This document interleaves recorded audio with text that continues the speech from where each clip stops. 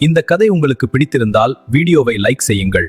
உங்கள் கருத்துக்களை கமெண்டில் பகிர்ந்து மேலும் இது போன்ற சிவன் கிருஷ்ணர் தெய்வீக கதைகளுக்கு சேனலை சப்ஸ்கிரைப் செய்யுங்கள். 1000 கரங்கள் கொண்ட பானாசுரன் பெரும் வலிமையாலும் அசுர வீரத்தாலும் புகழ் பெற்றவன். அவன் பெயர் கேட்டாலே பலர் அஞ்சினர். பானாசுரன் வெறும் அசுரன் மட்டுமில்லை, அவன் சிவபெருமானின் கடும் பக்தன். தினமும் பெரும் பக்தியுடன் சிவனை வணங்கினான். அவனது பக்தியால் திருப்தி அடைந்த சிவபெருமான் ஒரு நாள் அவன் முன் அருளுடன் தோன்றினார். அது பானாசுரனின் வாழ்வில் பெரும் திருப்பமாகியது. சிவபெருமானிடம் பானாசுரன் அருள் கேட்டதோடு மட்டும் நிற்கவில்லை. தன் வலிமைக்கு ஏற்ற எதிரியை ஒரு நாள் தர வேண்டும் என்ற பெருமை கலந்த ஆசையையும் வெளிப்படுத்தினான். சிவன் அவனுக்கு அருளும் பாதுகாப்பும் அளித்தார். அந்த அருள் பானாசுரனுக்கு பெருமையையும் தைரியத்தையும் தந்தது. ஆனால் அதே நேரத்தில் அவன் அகந்தையையும் உயர்த்தியது. சிவனின் அருள் கிடைத்த பிறகு பானாசுரனின் ஆட்சி இன்னும் பலமடைந்தது.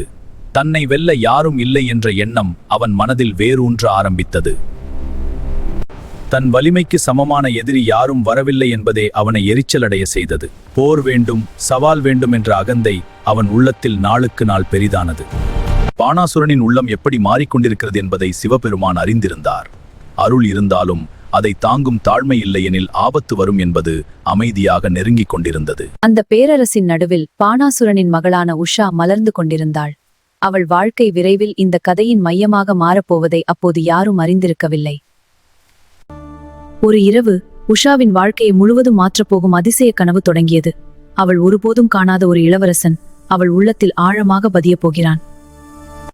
அந்த கனவில் உஷா ஒரு அபூர்வமான இளவரசனை கண்டாள். அவனை ஒருபோதும் காணாதிருந்தாலும் அவன் முகம் அவள் மனத்தில் அழியாதபடி பதிந்தது. கனவிலிருந்து விழித்த பின்னும் உஷாவால் அமைதியாக இருக்க முடியவில்லை. அவள் கண்ட அந்த முகம் கனவா, விதியா என்ற கேள்வி அவள் உள்ளத்தை பிடித்து கொண்டது. உஷாவின் நெருங்கிய தோழியான சித்ரலேகா அவளின் மனக்கலக்கத்தை உடனே உணர்ந்தாள். ஏதோ பெரிய மாற்றம் அவள் உள்ளத்தில் நடக்கிறது என்று புரிந்து கொண்டாள். சித்ரலேகா, நேற்றிரவு நான் ஒரு கனவு கண்டேன். உஷா, உன் முகம் அதை சொல்கிறது. அந்த இளவரசனை பற்றி விவரி. இது வெறும் கனவு அல்ல உஷா, இது விதியின் அழைப்பு. ஆம், நாம் அவனை தேடுவோம். அந்த இளவரசன் யார் என்பதை அறிய சித்ரலேகா பல வீரர்களின் உருவங்களை அவளுக்கு காட்டத் தொடங்கினாள். உஷாவின் கண்கள் ஒரே முகத்தை தேடி அலைந்தன. பல உருவங்கள் அவள் கண்முன் வந்த போதும் ஒரு முகம் பார்த்த நொடியே உஷா நின்று போனாள். அவள் கனவில் கண்ட இளவரசன் இதுவே என்று உறுதியாக உணர்ந்தாள். அந்த உருவம் சாதாரண இளவரசனுடையதல்ல. அவர் துவாரகையின் மன்னன் கிருஷ்ணரின் பேரனான அனிருத்தன் என்று சித்ரலேகா அறிந்தாள். அனிருத்தன் யார் என்று தெரிந்ததும் உஷாவின் மனம் மேலும் அவனிடமே இழுக்கப்பட்டது. அவன் தூரத்தில் இருந்தாலும் விதி அவனை இங்கே அழைத்து வரும் என்ற நம்பிக்கை அவளுள் எழுந்தது. தன் தோழியின் வேதனையை பார்த்த சித்திரலேகா ஒரு துணிவான முடிவு எடுத்தாள். அனிருத்தனை நேராக இங்கே கொண்டுவர வேண்டும் என்ற எண்ணம் அவள் மனதில் உறுதியானது. இப்போது கதை ஒரு பெரிய திருப்பத்தை நோக்கி நகர்ந்தது. துவாரகையில் இருக்கும் அனிருத்தன் பானாசுரனின் அரண்மனைக்குள் வரப்போகும் நொடி அருகில் வந்தது. சித்திரலேகா தன் யோக சக்தியால் இரவின் அமைதியை வென்று துவாரகையை நோக்கி புறப்பட்டாள். இது ஒரு சாதாரண பயணம் அல்ல, விதியை நேராக மாற்றப்போகும் மறைமுக செயல். அந்த நேரத்தில் துவாரகையில் அனிருத்தன் எதையும் அறியாமல் அமைதியாக உறங்கிக் கொண்டிருந்தான். ஆனால் அவன் வாழ்க்கை அடுத்த கணத்தில் முற்றிலும் மாறப்போகிறதை அவனுக்கே தெரியாது. சித்திரலேகா தன் அதிசய சக்தியால் அனிருத்தனை உறக்கத்திலே அங்கிருந்து அழைத்துச் சென்றாள். அனிருத்தனை நேரில் கண்ட அந்த நொடி உஷாவின் கனவு நனவாகிவிட்டது. அவள் இதயத்தில் பல நாட்களாக வாழ்ந்த முகம் இப்போது அவள் முன் நின்றிருந்தது. முதலில் அதிர்ச்சி இருந்தாலும் விரைவில் உஷாவுக்கும் அனிருத்தனுக்கும் உள்ளங்கள் இணைந்தன. இரகசியமாக தொடங்கிய இந்த சந்திப்பு பெரிய யுத்தத்துக்கே வழிவகுக்கும் காதலாக மாறியது. அதன் பிறகு அனிருத்தன் அரண்மனையின் மறைக்கப்பட்ட பகுதியில் ரகசியமாக தங்கினான். உஷாவிற்கு அது மகிழ்ச்சி, ஆனால் அந்த மகிழ்ச்சியின் பின்னால் பெரிய ஆபத்து அமைதியாக நெருங்கிக் கொண்டிருந்தது. இந்த நிமிடம் நமக்காக என்றென்றும் நிலைத்திருக்கும். ஆம், நம் அன்பு இப்போது உறுதியானது. உன் நம்பிக்கை என் இதயத்தை நிரப்புகிறது. நாம் ஒன்றாக எதையும் சந்திக்கலாம். ஆனால் அரண்மனை முழுவதையும் இத்தகைய ரகசியம் நீண்ட நேரம் ஏமாற்ற முடியாது. உஷாவின் பகுதிக்கு அருகில் ஏதோ வித்தியாசம் நடக்கிறது என்ற சந்தேகம் மெதுவாக பரவ ஆரம்பித்தது. அரண்மனை காவலர்கள் கூட இப்போது அதிக கவனத்துடன் நடக்கத் தொடங்கினர்.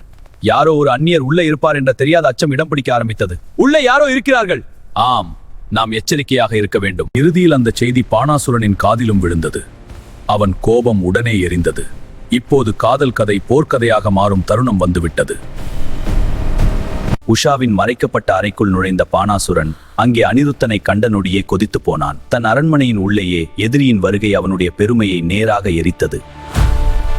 அனிருத்தா, நீங்க எப்படி துணிச்சலுடன் நுழைந்தாய்? உன் அசுர பலம் என்னை அச்சுறுத்தாது பாணாசுரா. நீராஜனா, என் ராஜகுலத்திற்கேற்ற தைரியத்துடன் உன்னை எதிர்க்கிறேன். அடுத்த நொடியில் அரண்மனை அறை மோதலால் நிரம்பியது. அனிருத்தன் ஒருவனாக இருந்தாலும் வந்தவர்களை தடுக்க அசாதாரண வீரத்தை வெளிப்படுத்தினான்.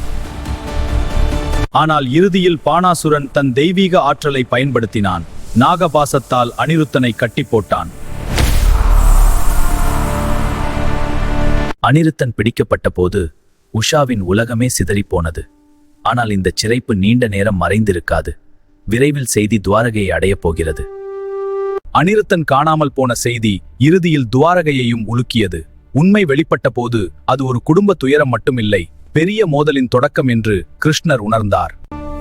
அனிருத்தன் பாணாசுரனின் அரண்மனையில் சிறைப்பட்டிருப்பது தெரிந்ததும் கிருஷ்ணர் உடனே முடிவு செய்தார். இப்போ இந்த மோதல் தவிர்க்கப்படாது. துவாரகை நேராக பாணாசுரனை நோக்கி நகரும். பாலராமரும் யாதவ வீரர்களும் உடனே திரண்டனர். அனிருத்தனை மீட்பது மட்டுமல்ல, இப்போது பாணாசுரனின் அகந்தைக்கும் பதில் தர வேண்டிய நேரம் வந்துவிட்டது. துவாரகையின் படைகள் நகரத் தொடங்கிய போது அந்த பயணம் வெறும் போருக்காக இல்லை, அது சிறையில் இருந்த அனிருத்தனுக்காகவும் விதியால் எழுதப்பட்ட ஒரு தெய்வ மோதலுக்காகவும் ஆரம்பித்தது. இதற்கிடையில் பாணாசுரனும் போருக்கு தயாரானான். கிருஷ்ணன் வருவான் என்று அவன் அறிந்தான். ஆனால் சிவபெருமானின் அருள் தன்னோடு இருக்கிறது என்ற பெருமை அவனை அச்சமின்றி நிற்கச் செய்தது. இறுதியில் கிருஷ்ணரின் படைகள் பாணாசுரனின் கோட்டையை அடைந்தன. அந்த நொடி முதல் மறைந்திருந்த குடும்பச் சம்பவம் உலகம் காணும் தெய்வ யுத்தமாக உயர்ந்தது. கோட்டையின் உயரத்தில் நின்ற பாணாசுரன் இப்போது பயப்படவில்லை. தன் பக்கம் சிவபெருமான் இருப்பார் என்ற நம்பிக்கையே அவன் அகந்தையை இன்னும் தீவிரமாக்கியது. பாணாசுரன் சிவபக்தன் என்பதால் சிவபெருமான். அந்த தருணத்தில் சிவன் அவன் பக்கம் நிற்பது இந்த யுத்தத்தை சாதாரண போரிலிருந்து தெய்வ மோதலாக மாற்றியது. எதிரே சிவபெருமான் நிற்பதைக் கண்டும் கிருஷ்ணர் கலங்கவில்லை. இது பகைவர்களின் சண்டை அல்ல, தர்மம் அகந்தை இவை மோதும் விதி தருணம் என்று அவர் அறிந்திருந்தார். அடுத்த நொடியில் யுத்தம் வெடித்தது. பாணாசுரனின் பெருமையும் கிருஷ்ணரின் தீர்மானமும் சிவனின் அருளும் மூன்றும் ஒரே களத்தில் நேருக்கு நேர் சந்தித்தன. யுத்தத்தின் மையத்தில் கிருஷ்ணரும் சிவபெருமானும் நேருக்கு நேர் நின்ற தருணம் வந்தது. அது பகைமையின் நொடி அல்ல, உலகம் தாங்க முடியாத தெய்வ சக்திகள் ஒரே களத்தில் வெளிப்பட்ட தருணம். யுத்தம் நீண்டபோது பாணாசுரனின் வலிமை மெதுவாக சிதறத் தொடங்கியது. சிவனின் அருள் அவனை காத்தாலும். பாணாசுரா, உன் அட்டகாசம் இத்துடன் முடியட்டும். உன்னை அடக்கும். அப்போது சிவபெருமான் இடையில் நின்றார். பாணாசுரன் தனது பக்தன் என்பதால் அவன் முழுமையாக அழியாமல் காக்கும்படி கிருஷ்ணரிடம் அருள் கலந்த மௌன வேண்டுகோள் வைத்தார். இறுதியில் பாணாசுரன் உயிருடன் விடப்பட்டான். ஆனால் அவன் அகந்தை உடைந்து விட்டது. சிவனும் கிருஷ்ணரும் பகைவர்கள் அல்ல,